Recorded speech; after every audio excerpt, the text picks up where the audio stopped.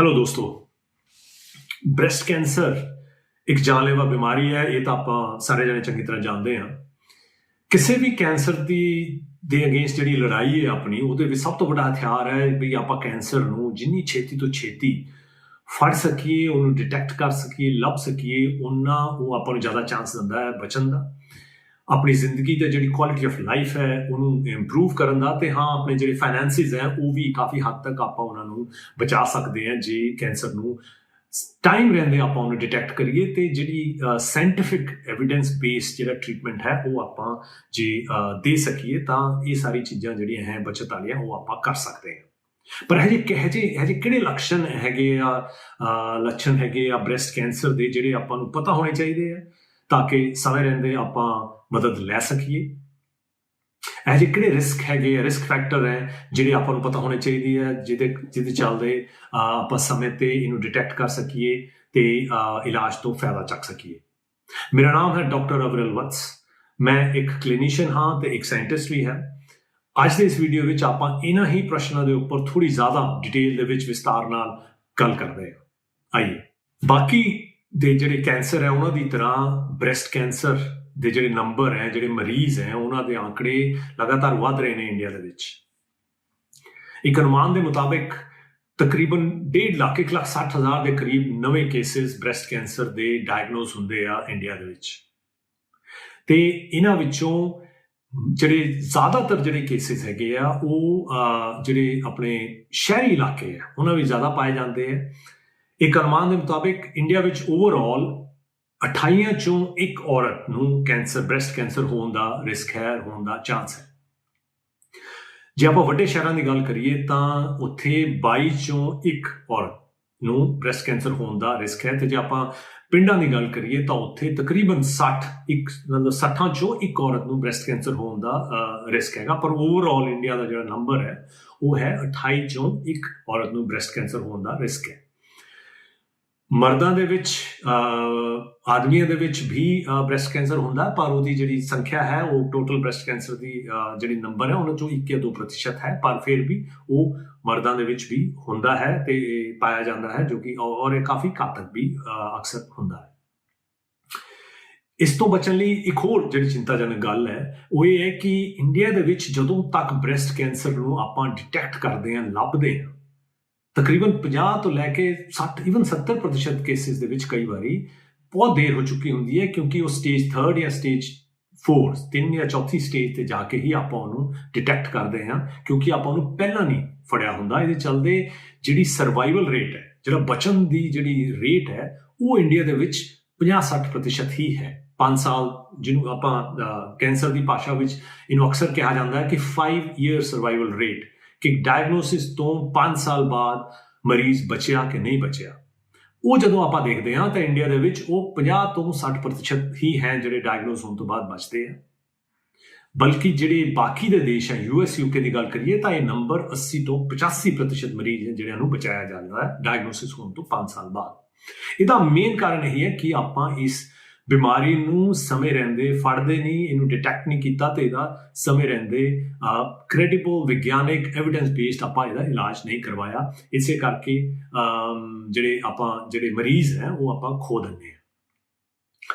ਇਹਨਾਂ ਦੇ ਜੇ ਆਪਾਂ ਰੈੱਡ ਫਲੈਗਸ ਜਾਂ ਜਿਹੜੇ ਚਿੰਤਾਜਨਕ ਲੱਛਣ ਹੈ ਉਹਨਾਂ ਦੀ ਗੱਲ ਕਰੀਏ ਤਾਂ ਮੋਟੀ ਗੱਲ ਜਿਹੜੀ ਯਾਦ ਰੱਖਣ ਵਾਲੀ ਹੈ ਲੇਡੀਜ਼ ਲਈ, ਔਰਤਾਂ ਲਈ, ਕਿ 30 ਸਾਲ ਦੀ ਉਮਰ ਤੋਂ ਬਾਅਦ ਬ੍ਰੈਸਟ ਕੈਂਸਰ ਦਾ ਜਿਹੜਾ ਰਿਸਕ ਹੈ ਉਹ ਵਧਣਾ ਸ਼ੁਰੂ ਹੋ ਜਾਂਦਾ ਹੈ।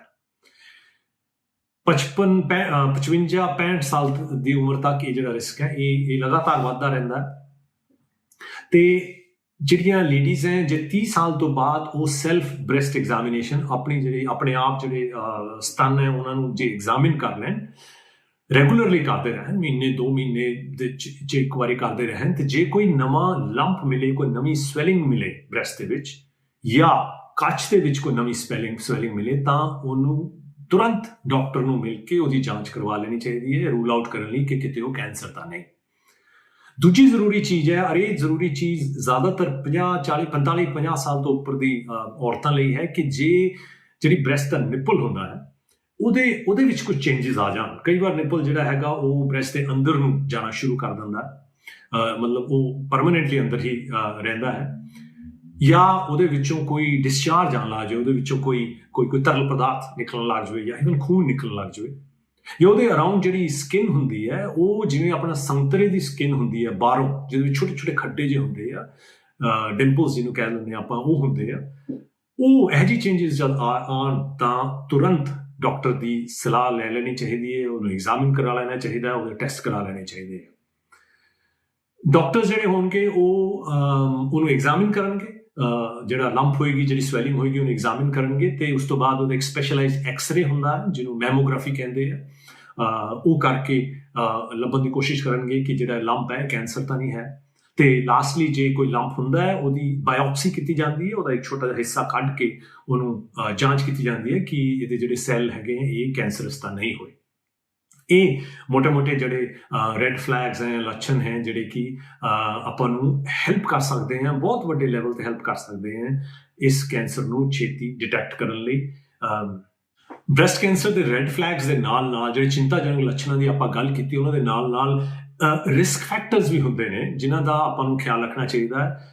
ਉਹ ਇਸ ਹਾਲਤ 'ਚ ਜੇ ਮੰਨ ਲਓ ਕੋਈ ਲੰਪ ਨਾ ਹੋਵੇ ਤਾਂ ਵੀ ਇਹੋ ਜਿਹੇ ਕੁਝ ਸਟੈਪਸ ਹਨ ਜਿਹੜੇ ਆਪਾਂ ਚੱਕ ਸਕਦੇ ਹਾਂ ਜਿਹਦੇ ਨਾਲ ਇਸ ਕੈਂਸਰ ਨੂੰ ਆਪਾਂ ਛੇਤੀ ਫੜ ਸਕਦੇ ਹਾਂ। ਉਹ ਰਿਸਕ ਫੈਕਟਰ ਜਿਹੜੇ ਹੈ ਉਹ ਮੋਟੇ ਤੌਰ ਤੇ ਜਿਹੜੀ ਆਪਣੀ ਫੈਮਿਲੀ ਹਿਸਟਰੀ ਹੈ, ਵੀ ਫੈਮਿਲੀ ਦੇ ਵਿੱਚ ਕਿਹਨੂੰ ਕੈਂਸਰ ਹੋਇਆ, ਕਿਹਨੂੰ ਜੇ ਹੋਇਆ ਹੋਵੇ ਤਾਂ ਆਪਾਂ ਨੂੰ ਕਦੋਂ ਚਿੰਤਾ ਸ਼ੁਰੂ ਕਰ ਦੇਣੀ ਚਾਹੀਦੀ ਹੈ, ਜਾਂ ਕਦੋਂ ਆਪਣੀ ਡਿਟੈਕਸ਼ਨ ਜਿਹੜੀ ਹੈਗੀ ਆ ਉਹ ਟੈਸਟ ਕਰਵਾ ਲੈਣੇ ਚਾਹੀਦੇ ਹੈ, ਉਹ ਬਹੁਤ ਜ਼ਰੂਰੀ, ਜਾਣਨਾ ਬਹੁਤ ਜ਼ਰੂਰੀ ਹੈ। ਇਹਦੇ ਵਿੱਚ ਦੋ ਤਰ੍ਹਾਂ ਦੇ ਰਿਸ਼ਤੇਦਾਰ ਹੈ। ਜੇ ਆਪਾਂ ਮੈਡੀਕਲੀ ਗੱਲ ਕਰੀਏ, ਰਿਸ਼ਤੇਦਾਰ ਤਾਂ ਕਈ ਤਰੀਕੇ ਦੇ ਹੋ ਸਕਦੇ ਆ, ਪਰ ਮੈਡੀਕਲੀ ਇੱਕ ਫਸਟ ਡਿਗਰੀ ਰਿਲੇਟਿਵਸ ਜਾਂ ਸੈਕੰਡ ਡਿਗਰੀ ਰਿਲੇਟਿਵਸ ਕਹਿੰਦੇ ਆ। ਫਸਟ ਡਿਗਰੀ ਰਿਲੇਟਿਵਸ ਹੁੰਦੇ ਨੇ ਜਿਨ੍ਹਾਂ ਨਾਲ ਆਪਣਾ ਸਿੱਧਾ ਰਿਲੇਸ਼ਨ ਹੈ, ਜਿਵੇਂ ਮਾਤਾ ਪਿਤਾ, ਬੱਚੇ ਹੋ ਗਏ, ਬੇਟਾ ਬੇਟੀ ਹੋ ਗਏ, ਜਾਂ ਭੈਣ ਭਰਾ ਹੋ ਗਏ, ਇਹ ਹੋ ਗਏ first degree relative. Second degree relative ਹੁੰਦੇ ਨੇ ਜਿਹੜੇ ਆਪਣੇ ਦਾਦਾ ਦਾਦੀ, ਨਾਨਾ ਨਾਨੀ, ਜਾਂ ਪੋਤਾ ਪੋਤੀ, ਚਾਚਾ ਚਾਚੀ, ਮਾਮਾ ਮਾਮੀ, ਸੋ ਮਦਰ ਵਾਲੇ ਪਾਸੇ ਦੇ ਜਿਹੜੇ ਹੈਗੇ ਆ, ਆਂਟੀ ਅੰਕਲ ਕਹਿ ਲਓ, ਜਾਂ ਫਿਰ ਜਿਹੜੇ ਭਤੀਜਾ ਭਤੀਜੀ ਹੈਗੇ ਆ, ਇਹ ਹੈਗੇ ਸੈਕੰਡ ਡਿਗਰੀ ਰਿਲੇਟਿਵਸ। ਹੁਣ ਜਦੋਂ ਮੰਨ ਲਓ ਫਸਟ ਡਿਗਰੀ ਰਿਲੇਟਿਵ ਦੇ ਵਿੱਚ ਕਦੀ ਵੀ ਬ੍ਰੈਸਟ ਕੈਂਸਰ ਕਿਸੇ ਨੂੰ ਹੋਇਆ ਹੋਵੇ ਔਰ ਉਹ 40 ਸਾਲ ਤੋਂ ਪਹਿਲਾਂ ਦੀ ਉਮਰ ਦੇ ਵਿੱਚ ਡਿਟੈਕਟ ਹੋਇਆ ਹੋਵੇ ਤਾਂ ਰਿਸਕ ਬਹੁਤ ਜ਼ਿਆਦਾ ਹੈ। ਜੇ ਕਿਸੇ ਮੇਲ ਨੂੰ ਬ੍ਰੈਸਟ ਕੈਂਸਰ ਹੋਇਆ ਹੋਵੇ ਫਸਟ ਡਿਗਰੀ ਰਿਲੇਟਿਵ ਦੇ ਵਿੱਚ ਜਾਂ ਸੈਕੰਡ ਡਿਗਰੀ ਰਿਲੇਟਿਵ ਦੇ ਵਿੱਚ, ਤਾਂ ਰਿਸਕ ਹੈ ਕਾਫੀ ਜ਼ਿਆਦਾ ਹੋ ਜਾਂਦਾ ਹੈ। ਦੋਨੋਂ ਪਾਸੇ ਦੇ ਜਿਹੜੇ ਸਤਨ ਹੈ, ਦੋਨੋਂ ਸਤਨ ਦੇ ਵਿੱਚ ਕਿਸੇ ਨੂੰ ਬ੍ਰੈਸਟ ਕੈਂਸਰ ਹੋਇਆ ਹੋਵੇ first degree second degree relative ਨੂੰ, ਤਾਂ ਉਹ ਰਿਸਕ ਜੋ ਹੈ ਉਹ ਕਾਫੀ ਵੱਧ ਜਾਂਦਾ ਹੈ। ਤਾਂ ਉਹਦੀ ਜਿਹੜੀ ਜਾਂਚ ਹੈ ਬਿਨਾਂ ਲੰਪ ਤੋਂ ਹੀ ਆਪਾਂ ਨੂੰ ਜਾਂਚ ਪਹਿਲਾਂ ਹੀ ਕਰਵਾ ਲੈਣੀ ਚਾਹੀਦੀ ਹੈ ਕਿ ਇਹੋ ਜਿਹਾ ਕੋਈ ਰਿਸਕ ਸਾਡੇ ਅੰਦਰ ਵੱਧ ਤਾਂ ਨਹੀਂ ਰਿਹਾ। ਇਹਦੇ ਨਾਲ ਕਈ ਵਾਰੀ ਇਹ ਹੁੰਦਾ ਕਿ ਫਸਟ ਡਿਗਰੀ ਰਿਲੇਟਿਵ ਦੇ ਵਿੱਚ ਕੁਝ ਬ੍ਰੈਸਟ ਕੈਂਸਰ ਹੋਇਆ ਜੋ ਕਿ 40 ਸਾਲ ਤੋਂ ਬਾਅਦ ਦੀ ਉਮਰ 'ਚ ਡਿਟੈਕਟ ਹੋਇਆ ਸੀ, ਤੇ ਇੱਕ ਦੂਜੇ ਪਾਸੇ ਆਪਣਾ ਸੈਕੰਡ ਡਿਗਰੀ ਰਿਲੇਟਿਵ ਹੈ ਜਿਨ੍ਹਾਂ ਨੂੰ ਓਵੇਰੀਅਨ ਕੈਂਸਰ ਹੋ ਗਿਆ ਅਨਫੋਰਚੂਨੇਟਲੀ। ਇਹ ਦੋਨੋਂ ਜਦ ਆਪਾਂ ਰਿਸਕ ਇਕੱਠੇ ਕਰਦੇ ਹਾਂ ਤਾਂ ਆਪਣਾ ਰਿਸਕ ਵੀ ਵੱਧ ਜਾਂਦਾ ਹੈ, ਅਤੇ ਉਹਦੇ ਚੱਲਦੇ ਆਪਾਂ ਨੂੰ ਸਕਰੀਨਿੰਗ ਜਾਂ ਟੈਸਟਿੰਗ ਜੋ ਹੈ ਉਹ ਸਮੇਂ ਰਹਿੰਦੇ ਕਰਵਾ ਲੈਣੀ ਚਾਹੀਦੀ ਹੈ। ਓਵੇਰੀਅਨ ਕੈਂਸਰ ਦੀ ਤਰ੍ਹਾਂ ਦੋ ਇੱਕ ਹੋਰ ਕੈਂਸਰ ਹੁੰਦੇ ਆ, ਕਨੈਕਟਿਵ ਟਿਸ਼ੂ ਦਾ ਸਾਰਕੋਮਾ ਕੈਂਸਰ ਹੁੰਦਾ ਜੋ 50 ਸਾਲ ਤੋਂ ਪਹਿਲਾਂ ਜੇ ਕਿਤੇ ਕਿਸੇ 'ਚ ਡਿਟੈਕਟ ਹੋ ਜਾਵੇ ਫੈਮਿਲੀ ਦੇ ਵਿੱਚ, ਤਾਂ ਬ੍ਰੈਸਟ ਕੈਂਸਰ ਦੇ ਵੀ ਰਿਸਕ ਹੈ ਜਿਹੜੇ ਵੱਧ ਜਾਂਦੇ ਆ। ਇੱਕ ਜੀਨ ਹੁੰਦਾ ਹੈ ਜਿਹਦਾ ਨਾਮ ਹੈ BRCA, ਬ੍ਰੈਕਾ ਜੀਨ 1, ਬ੍ਰੈਕਾ ਜੀਨ 2। ਇਹ ਦੋ ਤਰ੍ਹਾਂ ਦੇ ਜੀਨਸ ਨੇ ਜੋ ਕਿ ਆਪਣੀ ਬੋਡੀ ਦੇ ਅੰਦਰ ਪਾਏ ਜਾਂਦੇ ਆ, ਫੈਮਿਲੀਜ਼ ਦੇ ਵਿੱਚ ਪਾਏ ਜਾਂਦੇ ਆ। ਜੇ ਇਹ ਫੈਮਿਲੀਜ਼ ਦੇ ਵਿੱਚ ਪਾਏ ਜਾ ਰਹੇ ਹਨ ਤਾਂ ਬ੍ਰੈਸਟ ਕੈਂਸਰ ਹੋਣ ਦਾ ਜਿਹੜਾ ਰਿਸਕ ਹੈ ਉਹ ਕਾਫੀ ਵੱਧ ਜਾਂਦਾ ਹੈ। ਤੇ ਜੇ ਆਪਾਂ ਇਹਨੂੰ ਕਿਸੇ ਨੇ ਡਿਟੈਕਟ ਕਰਵਾ ਲਿਆ ਹੈ ਤਾਂ ਬਾਕੀ ਦੇ ਮੈਂਬਰਸ ਵੀ ਉਹਨੂੰ ਜ਼ਰੂਰ ਡਿਟੈਕਟ ਕਰਾ ਲੈਣ ਤਾਂ ਕਿ ਸਮੇਂ ਰਹਿੰਦੇ ਜਾਂਚਾਂ ਹੋ ਸਕਣ, ਸਮੇਂ ਰਹਿੰਦੇ ਟੈਸਟ ਹੋ ਸਕਣ, ਤੇ ਜੇ ਕਿਸੇ ਵੀ ਤਰੀਕੇ ਨਾਲ ਆਪਾਂ ਬ੍ਰੈਸਟ ਕੈਂਸਰ ਨੂੰ ਸਮੇਂ ਰਹਿੰਦੇ ਫੜ ਸਕੀਏ ਤਾਂ ਇਸ ਤੋਂ ਜਾਨ ਵੀ ਬਚਾਈ ਜਾ ਸਕਦੀ ਹੈ, ਜਿਵੇਂ ਮੈਂ ਪਹਿਲਾਂ ਕਿਹਾ, ਤੇ ਪੈਸਾ ਵੀ ਕਾਫੀ ਬਚਾਇਆ ਜਾ ਸਕਦਾ ਹੈ ਜਿਹੜਾ ਇਲਾਜ ਤੇ ਲੱਗਦਾ, ਤੇ ਜਿਹੜੀ ਕੁਆਲਿਟੀ ਆਫ ਲਾਈਫ ਹੈ ਉਹਨੂੰ ਵੀ ਆਪਾਂ ਸਮੇਂ ਰਹਿੰਦੇ ਠੀਕ ਰੱਖ ਸਕਦੇ ਹਾਂ। ਦੋਸਤੋ, ਮੈਂ ਉਮੀਦ ਕਰਦਾ ਕਿ ਜਿਹੜੀ ਇਨਫੋਰਮੇਸ਼ਨ ਮੈਂ ਸ਼ੇਅਰ ਕੀਤੀ ਹੈ ਉਹ ਤੁਹਾਨੂੰ ਯੂਜ਼ਫੁਲ ਲੱਗੀ ਹੋਵੇਗੀ, ਕਿ ਹੈਲਪਫੁਲ ਲੱਗੀ ਹੋਵੇਗੀ। ਜੇ ਫਿਰ ਵੀ ਕੁਝ ਨਵੇਂ ਕੁਐਸਚਨ ਤੁਹਾਡੇ ਦਿਮਾਗ 'ਚ ਆਉਂਦੇ ਹੈ ਤਾਂ ਪਲੀਜ਼ ਕਮੈਂਟ ਸੈਕਸ਼ਨ ਦੇ ਵਿੱਚ ਉਹਨੂੰ ਜ਼ਰੂਰ ਮੇਰੇ ਨਾਲ ਸ਼ੇਅਰ ਕਰੋ, ਜਾਂ ਮੇਰੇ ਸੋਸ਼ਲ ਮੀਡੀਆ ਚੈਨਲਸ ਦੇ ਥਰੂ ਮੇਰੇ ਨਾਲ ਜ਼ਰੂਰ ਸ਼ੇਅਰ ਕਰੋ।